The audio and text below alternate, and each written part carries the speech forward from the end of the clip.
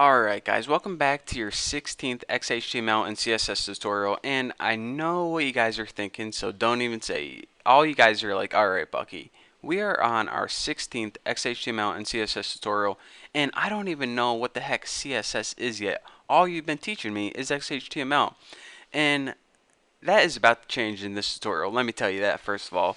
Second of all, let me explain to you guys the differences between XHTML and CSS.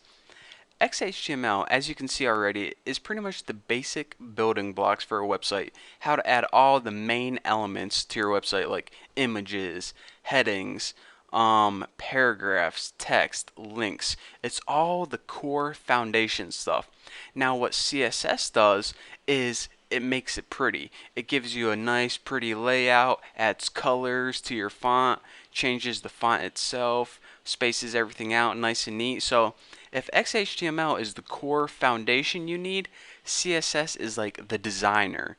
It makes everything pretty, makes everything look real nice. So let's go ahead and let me show you guys how to use this special thing called CSS. I just better throw this in there because I'd feel empty if I didn't. CSS stands for Cascading Style Sheet. Why they named it that, I don't know. They could have named it something a little easier, but that's what it means. So now, how do you use this special magical thing called CSS? Well, you know how we've been working in the body? Let's go ahead and pop up into the head and add some special tags. We need to add two style tags. A style open. Did I accidentally type? Alright, STY. That's weird. That accidentally typed a whole new word and it wasn't even on my mind. So, style and an ending style. So for your first style, you need one attribute, and that is called type. And you need to set this equal to text slash CSS.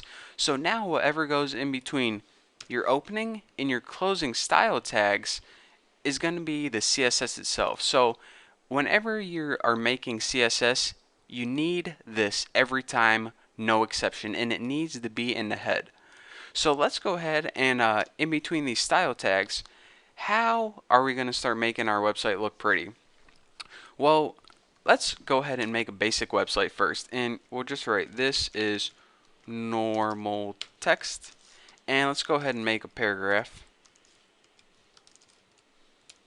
and write this is paragraph text, and make sure you spell everything wrong. So let's go ahead and refresh it and check it out. This is our normal text. This is paragraph text. Pretty dumb and boring. So let's use CSS to spice things up a bit. Say, you know what, we're just going to leave this normal, but for the paragraph, what we want to do to this is maybe we want to turn it blue and change the font because this font is pretty dumb. What is it, like Times New Roman or something? Who uses that anymore?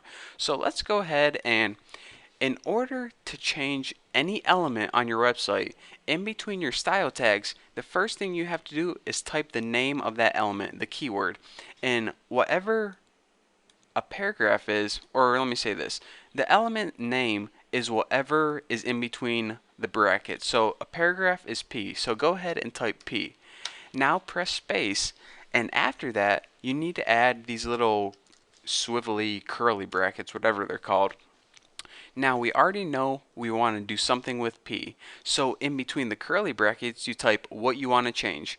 The first thing you need to do is type what property you want to change. And there's like 1,000 different properties on a paragraph, like any of the color, the text, and you don't have to memorize them all. Usually people just go to a website and there's a big reference table of all the things you can change about it. But for now, I'll give you guys something simple. One of the properties that you can change with a paragraph is its color, the text color. So go ahead and type color and then put a colon. And now, after you have the property listed, you write the value, what you want to change it to. So I know I want to change the color and I want to change it to blue. Now once you're done with everything, go ahead and put a semicolon and you're good to go. So here's how it goes. This is called your selector. What element do you want to change? This color is called the property. What do you want to change about it? And this last thing is called the value. What do you want to change it to? So I want to take all my paragraphs and change the text color to blue. Simple enough. So let's go ahead and save this and refresh it and check it out. Our paragraph text is now blue. So that is how you can use a really simple style sheet, this whole thing is called a style sheet, to change any element on your website. So you're saying, alright Bucky, that's cool, but what if I want to do a little bit more to the paragraph? What if not only do I want to make the text blue, but maybe I want to change the font as well? So in order to add more than one rule to your element, all you do is this.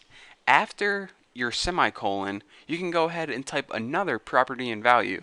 And I'm not expecting you guys to memorize all the properties. I don't even memorize all the properties. But in order to change the font, you need the property name font minus family, and go ahead and add your colon. And as the value, let's just go ahead and change this to something like AR Arial. And remember, once you're done with a rule, go ahead and add your semicolon, save it, and let's see what we got. Nice, very nice. So this is regular dumb old font, and this is nice blue looking Arial font. So anytime in our website where it comes across something in a paragraph, this is what it's going to do to it. And if you're saying, alright, this is pretty cool, but it would be a lot more easy if this was a little more readable. So what people usually do is they separate each rule on a line. So maybe the colors on the first line and the font family can be on the second line. And I usually just take this last bracket and put it right there because then I can see easier when it ends. But if you want to, maybe line all your rules up, it really doesn't matter. CSS is white space insensitive, so it doesn't matter how much white space is in between. You can either add that much and it'll still work fine, but who the heck would want to do that? So whatever works for you, whatever makes it readable for you, use it. So anyways, what I want to stress is in order to use CSS, you first need style tags in your head. You need to make the type text/CSS. And for the style themselves, you need a selector, which is basically which XHTML element do you want to change. You need a property, what do you want to change about it, and a value, what do you want to change it to. So that's the basics of CSS and style sheets. In the next couple tutorials, we're going to be working more with style sheets, and if you don't quite grasp the concept yet, just watch my next tutorials and I promise I'll clear things up for you. Once you've seen this like 3 times, you'll be an expert at it. So anyways, thank you guys for watching. Don't forget to subscribe and don't forget to check out my website. See you later.